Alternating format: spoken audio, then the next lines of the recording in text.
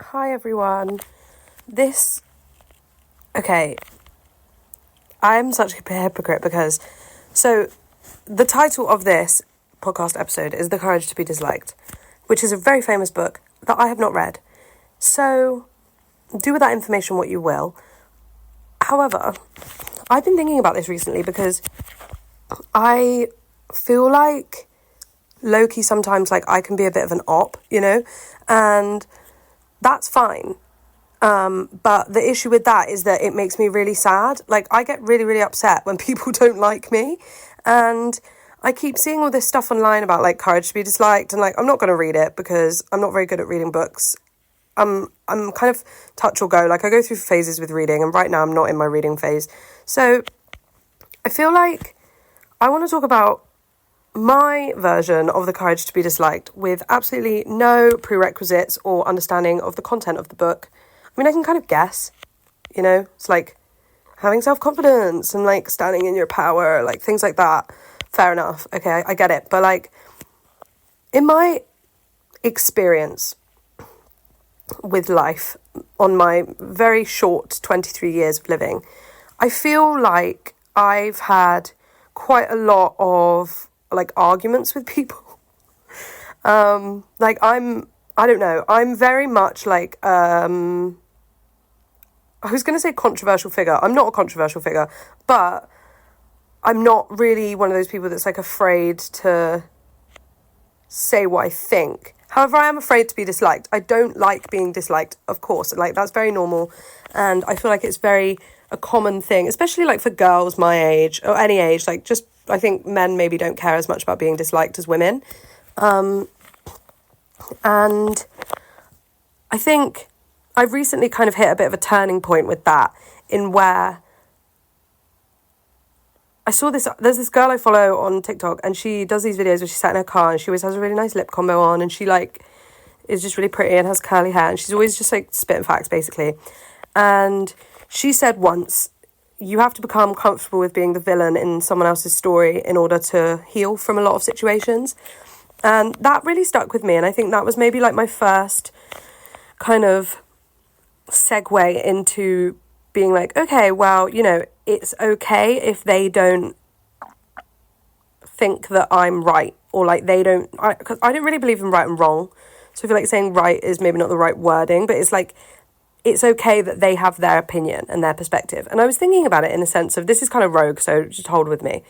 So I was thinking about all the people I've dated, and quite a lot of the boys that I've dated in the past were always boys that I knew of, or people that I thought, you're cool, or you're, I don't know, kind of unattainable or whatever.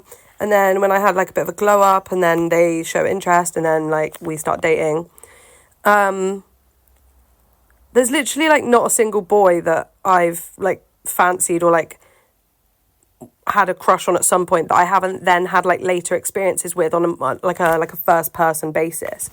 And the funny thing that I realize about all of these interactions is that when I actually get to know these people, I realize you're not actually as cool as I thought you were. It was just this idea of you in my head that I had, almost a projection of what I wanted you to be. And because you were mysterious and I didn't know anything about you, I just made that who you were. And this is a very normal thing that I think a lot of people do. They put someone on a pedestal, and I'm very good at putting people on pedestals. And it's funny because you realise after a few months of knowing someone that your perception of them is so wrong compared to who they actually are. And it's kind of got me thinking about, how many people have perceptions of me that are so wrong to who I actually am. And also, think about how much people change over the course of even a year. I changed so much in 1 year that if you knew me a year ago, you don't really know me now, or there might be traits of me that are similar, and my morals are very much the same, but in terms of my diction and the way I communicate and the way I go about things and the way I think about myself and other people is very different.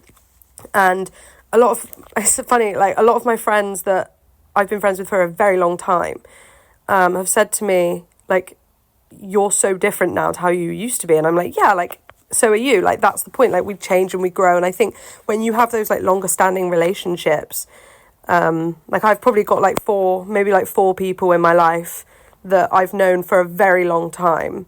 Them being Daisy Buckley, Joe Ham, Hayden French and Tom Dalton. Sorry to name drop, but I feel like it's necessary if you guys are listening. That you're like the four that I've known, you know, like maybe like 10 plus years or coming up to the 10-year mark. And I think especially at like the age that I'm at, obviously 10 years ago I was 13. So that's a very big developmental period. It's like, you know, when kids, like mums say their child is like 18 months or something, it's like, why are you saying that your child is just say it's like a year and a half old or something? But it's like, so much happens in the you know, 0 to a year or a year to 2 years mark that it makes sense to break that down into the month category. Because you could say to someone, oh, he's 18 months. Are you developmentally at where you should be at 18 months? And I feel like it's a similar thing that happens, I would say, honestly, up until like maybe your mid-20s is when, you know, your brain is fully developed and you start becoming like, because I really don't think that you're an actual fully fledged adult until you're about 25, 26. At least from in my experience of the people that I know and, you know, things like that. And I think it's really interesting because we're all changing so much. And I think about people that I've met. I also think about, do you know, I think about this all the time and I don't know how I'm going to explain this. So just like hold with me on this one. I think about meeting someone and having a really nice interaction and thinking about what they would have been like at different points in their life, maybe like looking at their social medias or seeing how their aesthetics have changed or their lifestyle habits have changed, whether they used to be into certain things and now they're not, or now they're into other things, whatever. And it makes me think like there will have been people that met them at that point in their life and that's the version of them that is held in their head. And that is correct. That is a valid representation of who that person was at that point.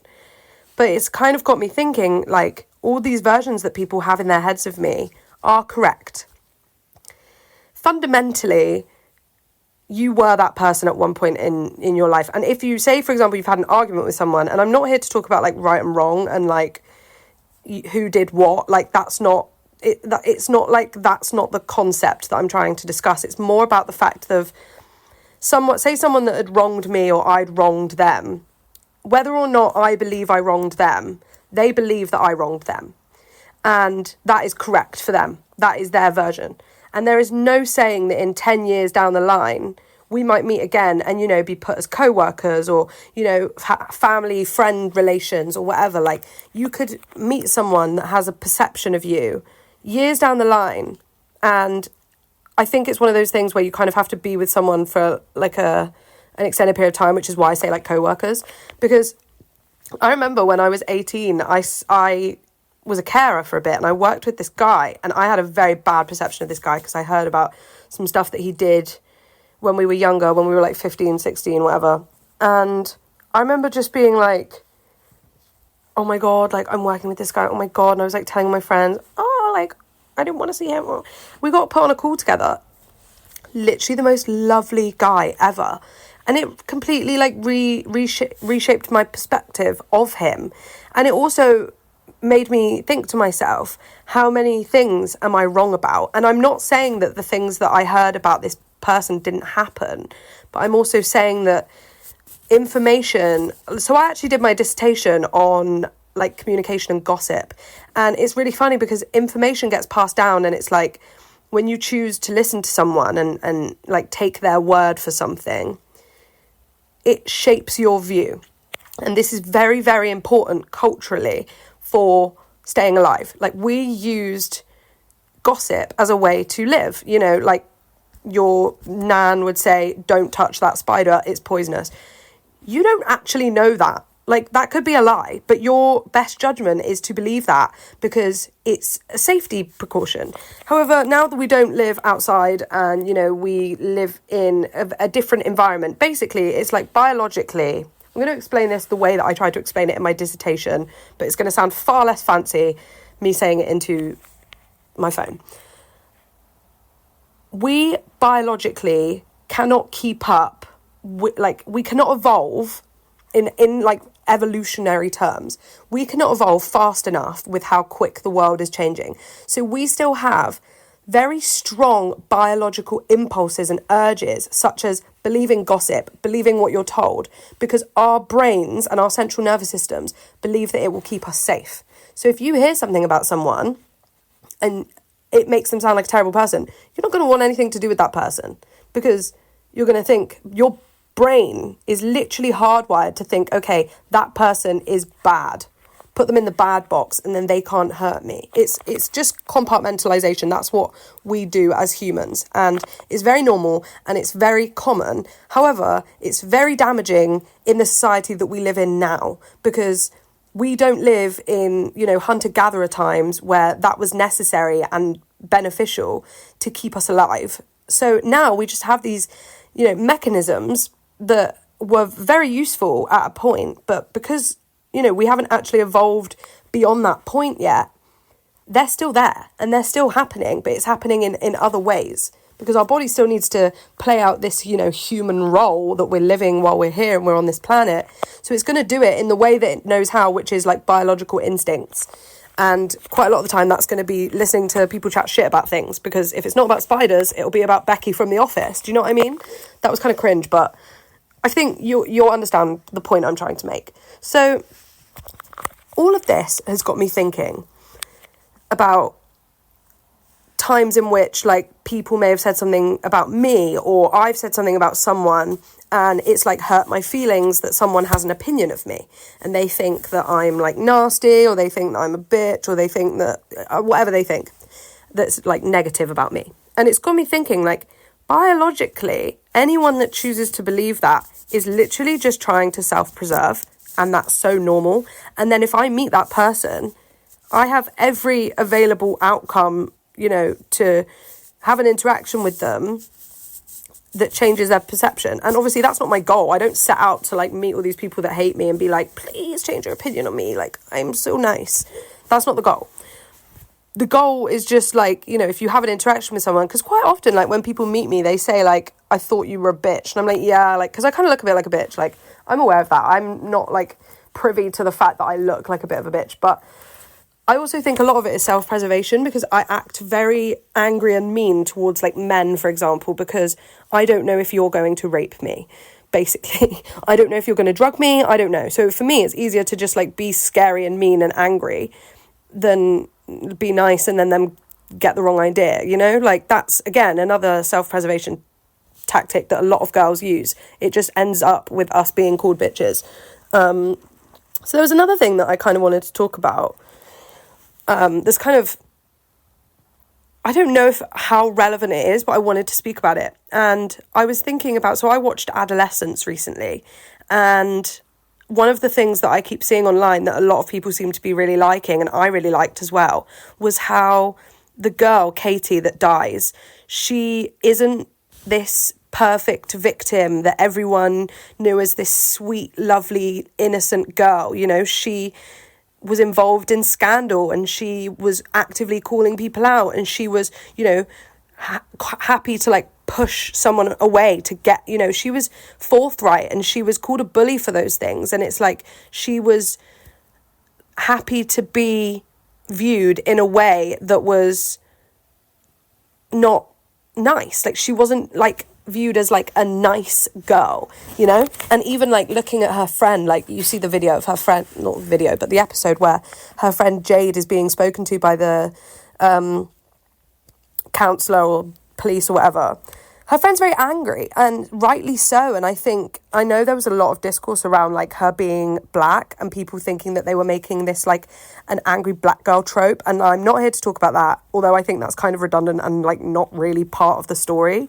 But I think it's that thing of like, we don't owe you politeness, like, especially if you're a person of colour and you've got that stereotype that gets attached to you if you show any shred of emotion. Because I'm Arabic, right? So obviously Arabs get this fiery like view on them. Basically anyone that's slightly past the point of white is just seen as like an aggressive person for some reason. That's just like something that we have to deal with. And I liked how they weren't afraid to make her angry. Of course she's fucking angry. Her best friend's just been killed. Like, what do you expect? Do you know what I mean? And it's like they weren't afraid to push that narrative of like, she's not angry because she's black. She's angry because her fucking best friend's been murdered. Do you know what I mean? And it's like, I think people that are like clinging on to that part of it, and I don't really want to get into that too much because I don't think that's relevant to what I'm trying to discuss, but I do think it's important to just have a brief discussion about it because I don't want someone to get the wrong idea or think I'm like overlooking a very important issue in society. But I just liked how they weren't afraid to make these female characters unlikable in a sense, and I say that in air quotation marks. I know you can't see me doing that, but they're not unlikable. They're just emoting, like they're just showing emotion and reacting. And I think this is something that I personally have experienced, and I know a lot of girls that I know will have experienced, is, you know, we're meant to be these like nonchalant, cool girl, like the cool girl monologue from Gone Girl, that kind of vibe, you know, where we don't care about anything and we just let people just do whatever because it preserves our self-image. And it's like, no, because you're going to get killed either way. You're going to get talked about either way. You know, if you're too nice, you're a pushover. And if you're not nice, then you're a bitch. Or you're stereotyped. Like, do you know what I mean? So it's like, you kind of can't win. And I really liked how they weren't afraid to like push the not nice arc, like, because anyone that has two brain cells that watched it knows that Katie wasn't a bully and the Jade wasn't an angry black girl. Like, that's the way that people dumb it down because it's more digestible to think, oh yeah, she was bullying him so he killed her. No, that's not the case. There's far more nuance to it than that. And I think that's the thing that's honestly, I think maybe like more of the overarching theme of this podcast is like, nuance is so important in terms of you being a villain. Like, you're not actually a villain. It's just there's more nuance to the situation. And I'll give you an example, right? So I saw this video on TikTok of this girl saying that every day she lived with this boy, they were in a relationship, and every day he'd put his socks on the floor. And her washing basket was right next to where he dropped the socks. And every single day she'd see these socks and just be like, why are you not putting them in the bin? It's weaponized incompetence. It is. And every day she was getting more and more frustrated until one day she hit him over the head with the washing basket. And then all of a sudden she's crazy. She's the crazy one. And it's like, yeah, fair enough. You know, in another world, perhaps she could have said, why don't you just put them in the bin, in the washing basket? And to be honest, I'm sure she probably did.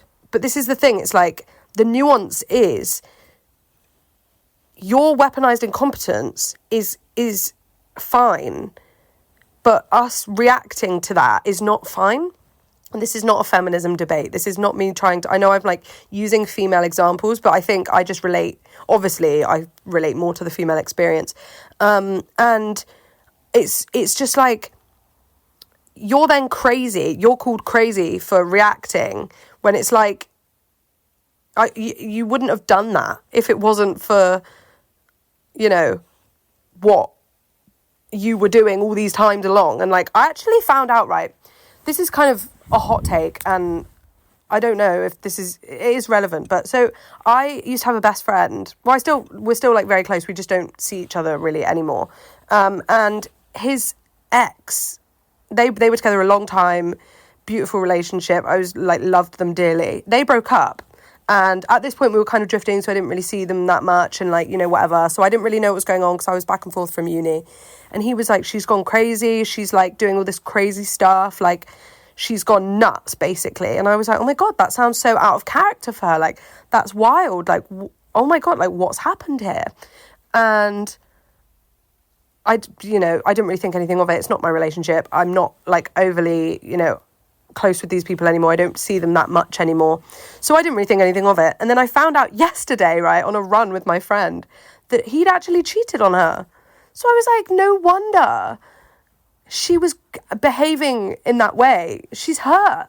And it's like, I think this is a really common thing, is like, you know, when something goes wrong and you react, it's like, it's easy to villainize someone and make them the villain of the story than say like, oh yeah, fair enough, I did this. And like, I think a big thing that I've had to like work on in myself is acknowledging when I'm doing this, because I think it's a very, very good way, again, to self-preserve. And, you know, instead of saying to someone, I did this or whatever, it's easy to just be like, yeah, well, they're crazy, you know? And I think that's like, it's like hard. It's a hard realization, especially like if you've hurt someone or like if something's gone wrong. Like I was actually having a conversation with my friend earlier about how when I speak to you about something that's hurting me or like affecting me, that's me trying to preserve the relationship. Whereas if I don't talk to you about it, it's because I don't care about you anymore, you know? And it's like, I can't imagine living in a world where one of my friends would come to me and say like, I really don't like that you did that, or that made me really upset or whatever. And me being like, well, fuck you then. And it's funny because I used to be exactly like that. Like, you know, when I was like, up until probably like when I hit my head when I was like 18, 19, I was that person. I was very reactive, and it's like very hard to hear when you've hurt someone that you care about. You don't want to hear it, but I think it's like so important. And I think this is where the whole villain thing comes from, is like we used to have this thing in our uni house where everyone had like a villain era. So there's 5 of us, and we all actually, apart from Anna Prince, because she is literally the most perfect angel in the world, but pretty much everyone at some point or another had like a little villain era. And it was so funny because we were all like, oh my god, you're in your villain era. Like it was so funny. And we even had a villain party one time. We all had to dress up as a different villain. I went as Medusa, if anyone cares. But it's funny because I think our brains are always just trying to put someone in a box of they're the bad person for the week or the month or the year or whatever. And, you know, going back to pop culture for the time being, I've been thinking about Euphoria a little bit, and like not just Euphoria, but other like TV and movie and TV shows. And I've been thinking about how a lot of people, their favourite characters are the villains. Like, if you look at, and this is, okay, hot take, you got to, like, hold with me on this one. Maddie Perez from Euphoria, she doesn't care if you like her. Like, she's done some, like, pretty shit stuff, you know, like, she will openly call you out, she'll fight with people, she'll, like, you know, pour your chili over at the chili competition. Like, she just doesn't care. But she's so likeable because all of her villain arcs come from a place of like good morals. You know, she knocks the chili over because she doesn't like that Nate's telling her what she can and can't wear, and she's beating people up because they're like being racist and like things like that. It's like in some version of the story, she is the villain. It's like, oh my god, she came and ruined our family meal, or oh my god, she beat me up for no reason. And it's like, she's so fine with the fact that you will think that. Whereas if you look at Cassie, she never wants to be viewed as bad. Like, she's so concerned with perfection and like being liked, and it almost makes her more unlikable. And I look back at times in my life where I've been more concerned about being liked, and it's like wavered my morals, honestly, because it's like sometimes, you know, I look back in the past, it's like I could have spoken up for someone or said something in defense of someone, but I didn't, because I didn't want the people that I was with at that time to not like me, you know? And like, that's a really common thing that happens. And I think it's like,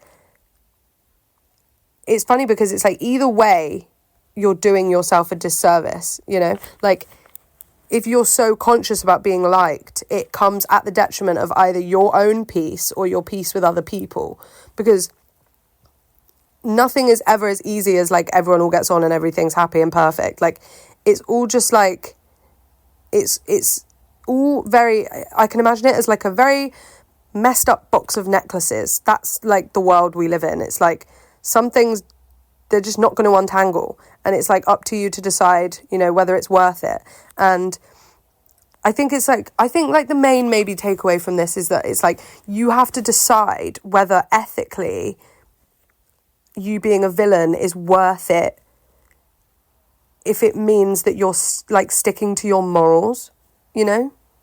And it's like, if you're kind of just like, you know, letting people say bad stuff, and like, 'cause I've had this before where someone's been like horrible to someone that I know, and I'm been like, oh, you know, well, it's like you know, we're friends, and I don't really want to like ruin my friendship with you, but like I'm aware that, you know, you're not being maybe the nicest to someone that I do also care about. But like I didn't have the balls at that time to be like, what the fuck are you doing? Do you know what I mean?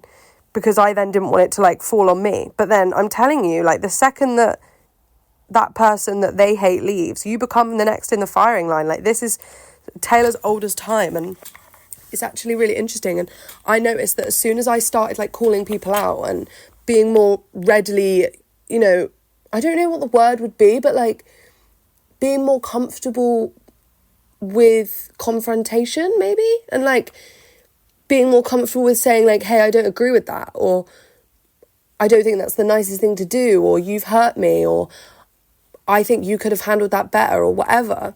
I realised like the only people that didn't like that were the people that don't actually have my best interests at heart. Because now, like the other day, one of my friends messaged me and she was like, hey, like I think you could have handled that situation a bit better. And I was like, oh, like how do you think I should have handled it? And almost in a way, I was worried when I sent that message that like I thought she'd read it as like, well, how do you think I should have handled it then? Like being sarcastic. And then I realised like, no, because that's not how I meant it. But like I realised like if someone's going to take it that way, that's like low-key on them, because I'm genuinely trying to better myself and like think about better ways that I can deal with the situation.